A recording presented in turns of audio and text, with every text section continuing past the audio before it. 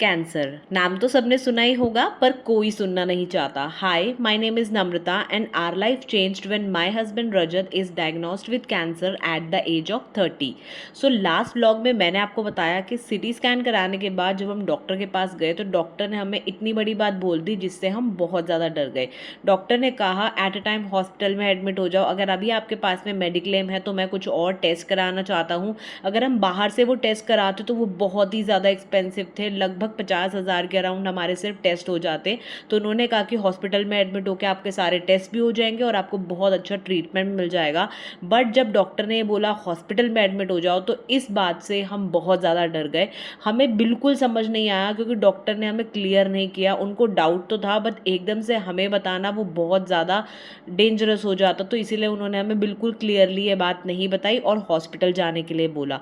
अब हम बहुत ज़्यादा डाउटफुल थे कि टेस्ट हम अपने आप कराएं या हॉस्पिटल में एडमिट हो। तो सबसे पहले हमारे माइंड में आया कि ऐसा करते हैं, किसी बहुत अच्छे से हॉस्पिटल में जाते हैं और वहाँ पे किसी अच्छे डॉक्टर से मिलके बात करते हैं कि आगे क्या प्रोसेस करना है। तो हम चले गए गंगाराम हॉस्पिटल, दिल्ली में एक बहुत ही अच्छा हॉस्पिटल है।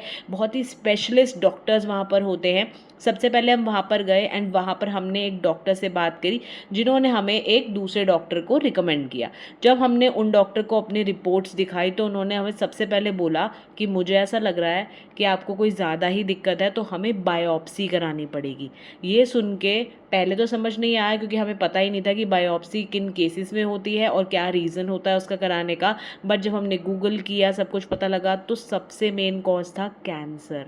वैसे तो और भी बहुत सारे रीजंस के होती है, क्योंकि अगर आपको कभी भी कहीं गांठ फील होती है तो डॉक्टर उसका टेस्ट कराना चाहते हैं तो उसके लिए उन्हें बायोप्सी करनी पड़ती है जिसमें वो बहुत क्लियरली पता चल जाता है कि ये गांठ किस चीज़ की है। तो बायोप्सी कराने के लिए डॉक्टर ने हमें बोला कि मंडे को आप आ जाना और हम सुबह 6 बजे के लिए शेड्यूल कर देते हैं आपकी बायोप्सी।